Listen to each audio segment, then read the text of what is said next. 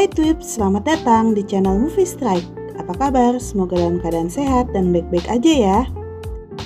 Kali ini kita akan bahas film dengan judul The New King of Comedy. Film ini merupakan film remake dari judul yang sama pada tahun 1999 yang diproduseri, ditulis, dan disutradarai oleh Stephen Chow. Film ini bercerita tentang perjuangan seorang wanita yang mempunyai impian untuk menjadi seorang bintang film terkenal. Sebelum mulai, jangan lupa subscribe, komen, sama like channel kita ya, biar kita semakin semangat untuk menghibur kalian semua. Sekarang kita langsung aja ke alur ceritanya. Di awal film, kita diperlihatkan seorang bapak yang ketabrak mobil. Lalu datang seorang wanita yang bernama Rumeng. Ia sedang belajar akting. Ia datang ke bapak itu dan bilang kalau aktingnya kurang bagus.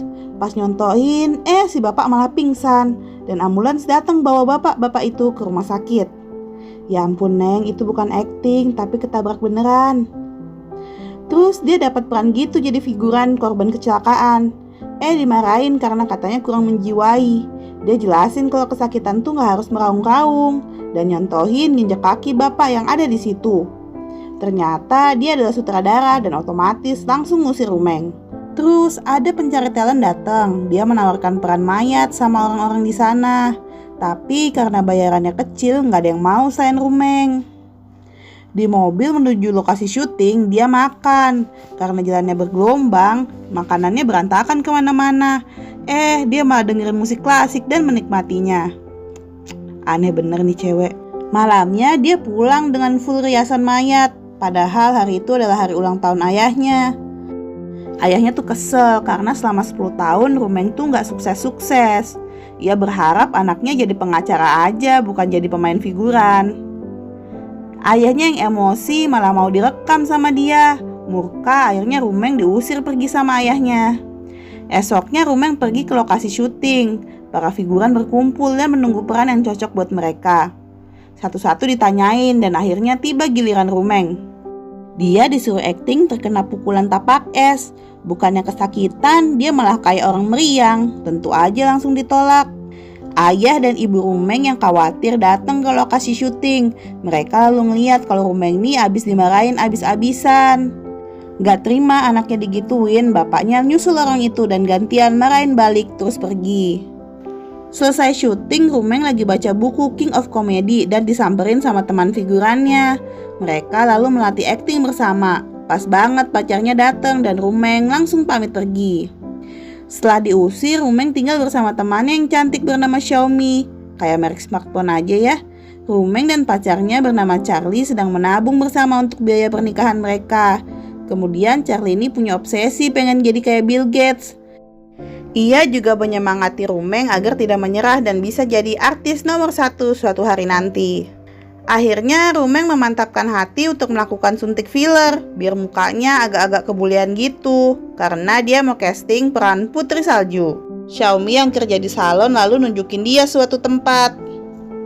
Mereka langsung ke sana, tempatnya agak kurang meyakinkan gitu ya di tengah pasar. Setelahnya Rumeng masuk dan ngasih tahu contoh foto ke dokter itu. Meski ragu-ragu, akhirnya dia nurutin deh dan mulai permak Rumeng. Pas mulai si Rumeng bingung kenapa dokter itu ngeliatin foto gorila melulu. Ternyata si dokter tuh salah lihat, harusnya foto cewek cantik di sebaliknya. Dan malah ngeliat foto gorila itu. Dengan sigap ia memperbaikinya. Setelah selesai bukannya kayak Putri Salju, Rumeng malah mirip kayak nenek sihir. Xiaomi yang ngeliatnya kaget dan berusaha menghibur dia. Untungnya ini cuma bertahan 2 hari. Coba selamanya, amsyong deh. Si Rumeng akhirnya nekat mau ikut audisi Putri Salju. Petugas pendaftaran gak percaya kalau dia mau jadi Putri Salju. Pas lihat mukanya, dia malah ditarik dan didandani. Si Rumeng yang gak tahu mengira kalau dia tuh dapat peran besar. Gak taunya dia cuma jadi pemeran pengganti nenek sihir untuk adegan digebukin. Dilempar sana sini sampai babak belur. Ya ampun, kasihan banget. Lalu peran Putri Salju pun datang. Gak kalah lawak, dia adalah mantan aktor terkenal bernama Marco. Jadi dalam cerita Putri Salju yang makan pisang beracun berubah jadi laki-laki. Akting Marco ternyata gak bagus dan mereka tuh harus take berkali-kali. Selesai syuting, Marco yang moodnya jelek ketemu sama Rumeng. Rumeng yang mengidolakannya cuma bisa senyum, tapi Marco ngeliat itu sebagai ejekan lalu ngelempar jatah makan siang Rumeng. Wanita itu kemudian minta makanan lagi tapi nggak dibolehin. Ayahnya yang ngeliat itu marah dan ngelukain dirinya sendiri sampai bikin penjaga makanan takut dan akhirnya ngasih makanan ke Rumeng. Bapaknya the best banget ini, biarpun katanya nggak dukung, tapi diam-diam dia ngebelain Rumeng. Pulangnya dia ngajak Xiaomi makan, di jalan ada produser lewat dan nawarin casting. Dikira Rumeng dia yang ditawarin, ternyata Xiaomi yang dipilih. Dia menunggu Xiaomi di casting, harap-harap cemas. Hal yang ditakutin kejadian, Xiaomi dapat pemeran utama. Ia yang gak tahu akting sama sekali bingung dan minta Rumeng menggantikannya. Tapi orang-orang itu lebih baik mati daripada kasih peran itu ke Rumeng, sadis. Setelah itu Xiaomi pindah dan membawa seluruh barangnya dan juga barang Rumeng. Rumeng kecewa dan marah karena tidak dapat peran itu. Charlie lalu menenangkannya dan berkata semua akan baik-baik saja asal dia mau bekerja keras. Kemudian Charlie yang akan memulai usaha barunya meminta izin untuk menggunakan uang pernikahan. Rumeng yang kasihan mengizinkannya, bahkan akan membantu mencari sisanya. Di tempat syuting, ia meminta tambahan peran sama bos. Kemudian dia dapat adegan mandi gitu. Diusir karena udah tua, kulitnya kendur dan lain-lain. Tapi ia menahan malu dan pergi dari situ seolah tidak terjadi apa-apa. Pagi, siang, sore, sampai malam dia giat mencari tambahan uang demi membantu kekasihnya.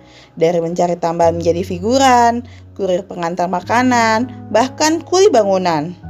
Suatu hari dia dapat peran sebagai patung di drama Putri Salju lagi dan Marco ada di sana.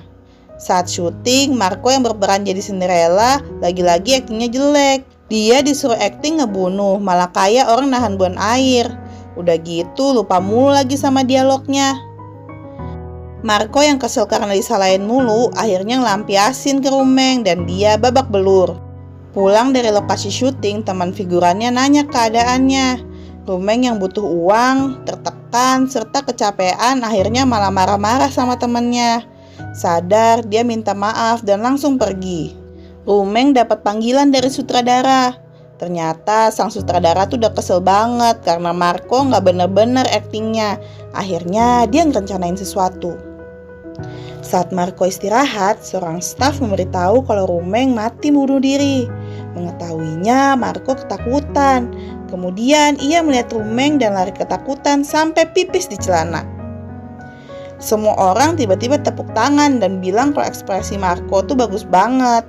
Marco yang tahu kalau semua itu bohong dan ia dikerjai marah-marah.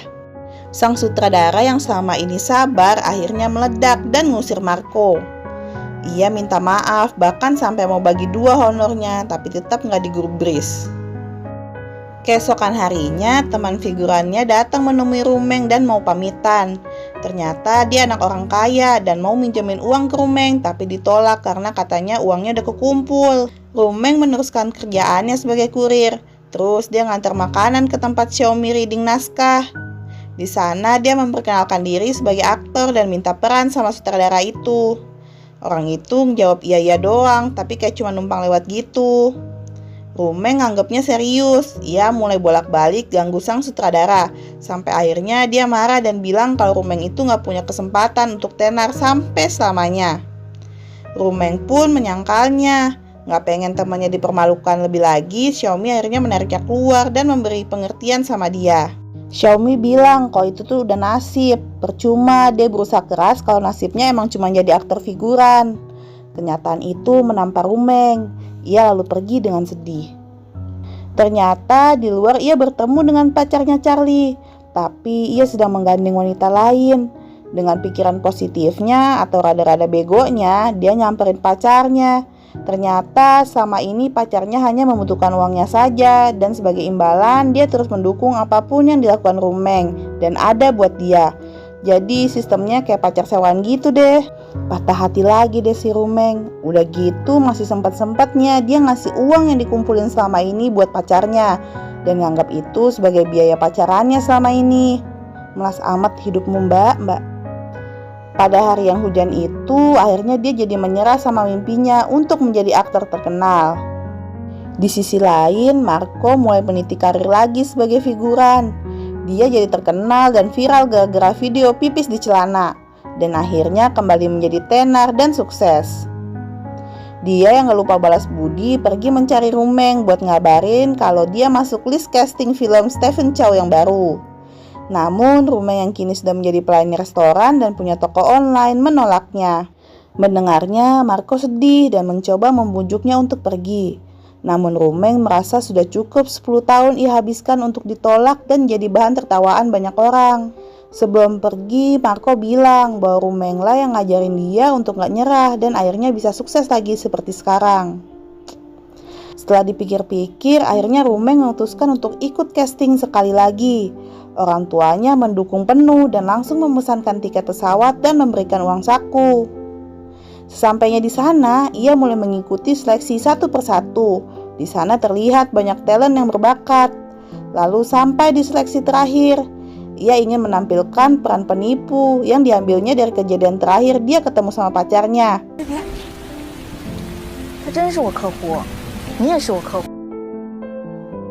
Aktingnya yang total membuat Rumeng akhirnya lolos seleksi. 1 tahun kemudian, di acara awards, Rumeng mendapatkan penghargaan sebagai artis terbaik tahun ini. Semua orang memberi selamat sama dia. Mereka lalu diperlihatkan cuplikan-cuplikan saat Rumeng masih menjadi seorang figuran. Ayah ibunya yang melihat semua perjuangan Rumeng terharu dan bangga. Xiaomi yang masih jadi artis gitu-gitu aja mencoba menyapa Rumeng, tapi gak kedengeran. Berita dia yang dapat award dilihat sama teman figurannya dan ikut bahagia, serta mantan pacarnya yang kaget sekaligus menyesal. Film ditutup dengan adegan di mana fans Rumeng datang menghampirinya. Ia juga merupakan pemain figuran sama sepertinya dulu. Rumeng kemudian meyakinkan dia untuk terus bekerja keras agar menjadi aktor terbaik suatu hari nanti, dan film pun berakhir. Terima kasih udah nonton film ini sampai selesai. Jangan lupa like, komen, dan subscribe channel ini. Sampai jumpa di film selanjutnya. Bye-bye.